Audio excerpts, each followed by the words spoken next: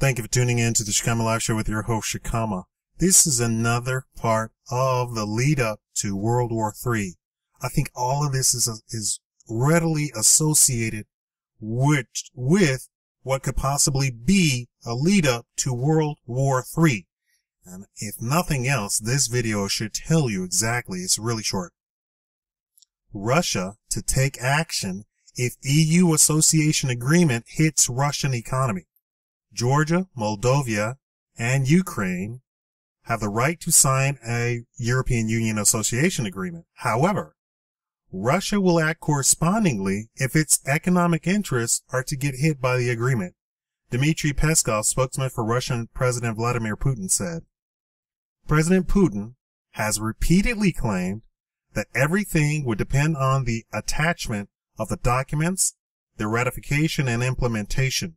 It depends not on the documents themselves, but on the threat they may pose to the Russian economy.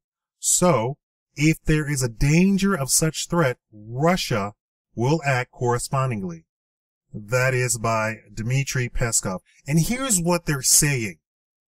By signing this agreement with the EU, what the EU hopes to do is, and this is what they're speculating, that the EU is going to do exactly what the United States does, which is, and here's what you don't hear on the news, the United States subsidizes we subsidize all of our farmlands and all of our groceries and everything like that, right? We then send those groceries to Mexico, Haiti, a whole bunch of Central American and South American countries, and we sell it cheaper than local farmers in those countries can provide and sell their goods for. So Haiti, which everybody's hating on, is saying, oh, look at these Negroes, they can't support themselves, we have to send them aid. No, what happened was U.S. farmers, and the same thing happened in Mexico. We're saying the same thing at Mexico. We're doing, one hand is doing one thing, and then on the news we say another thing. Mexico, Haiti, they're all the same.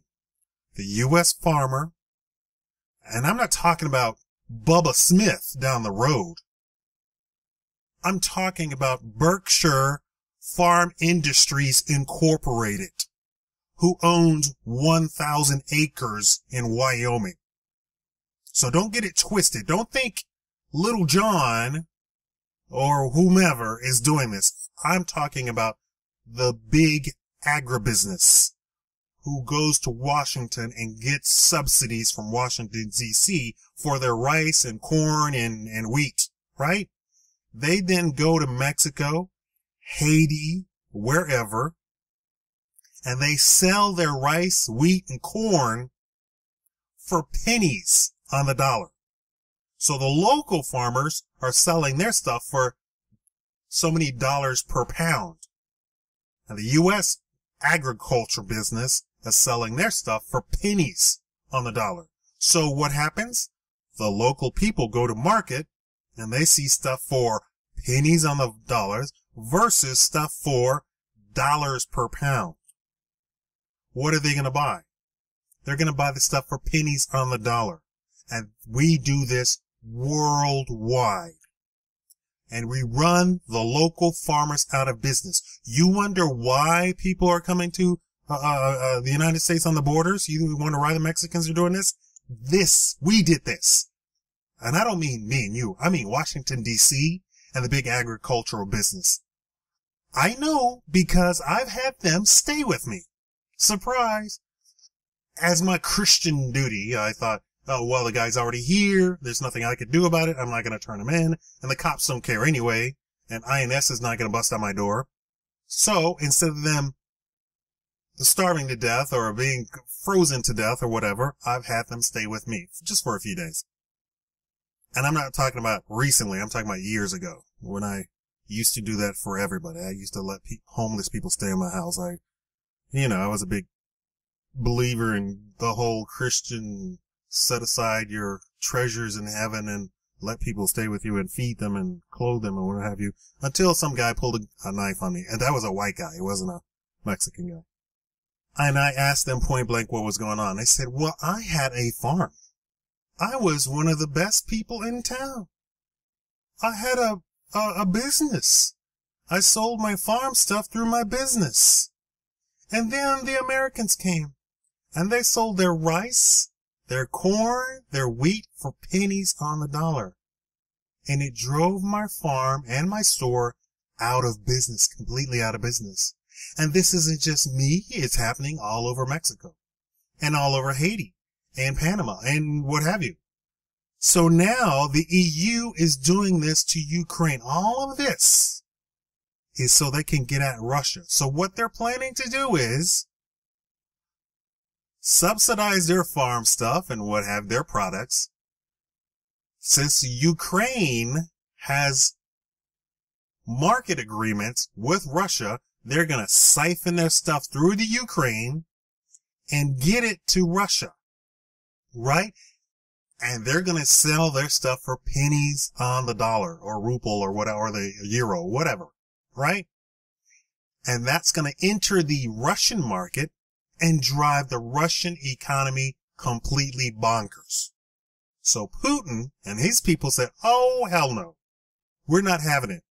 If you sign this agreement, we're going to react accordingly, which is not what the leaders of Haiti did, not what the leaders of Mexico did, or Panama, or Peru, or Brazil.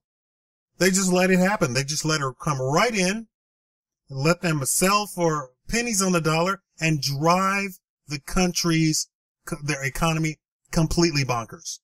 Then you end up with Haiti, with Mexico not being able to feed itself. Because what happens? The only game in town then becomes those big U.S. agribusiness.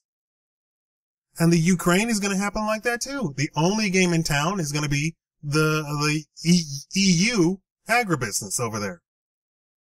And Russia says, oh, no, you're not going to do that to us. If you sign this agreement and we detect that you are siphoning the big EU agribusiness through the Ukraine to enter the Russian markets, we're going to put a stop to it. There are going to be terrorists coming out of your eyeballs, and you will not get your products here. And our agreements will be completely torn up. And guess who is going to hurt for that?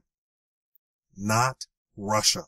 For whatever reason, over here, the Mexican government, the Haitian government, Panamanian, Brazil, Argentina, they don't care. They don't protect their people. Venezuela has been the only people to stand up to the United States. And what do we call them? Big horrible communists, big horrible terrorists, big horrible people who kills all of their people. Have you gone over to Venezuela to check? And I don't mean some lone Venezuelan who said that their cousin got killed by the police. Because you know what? We can get quite a few people from Chicago, Detroit, New York, right here in the United States who can tell you the same story. Oh, my cousin got killed by the police. Oh yeah, so did ours. That doesn't mean there's a national World War II Nazi Germany death camp going on in Venezuela. Have you gone to check it? No. Neither have I.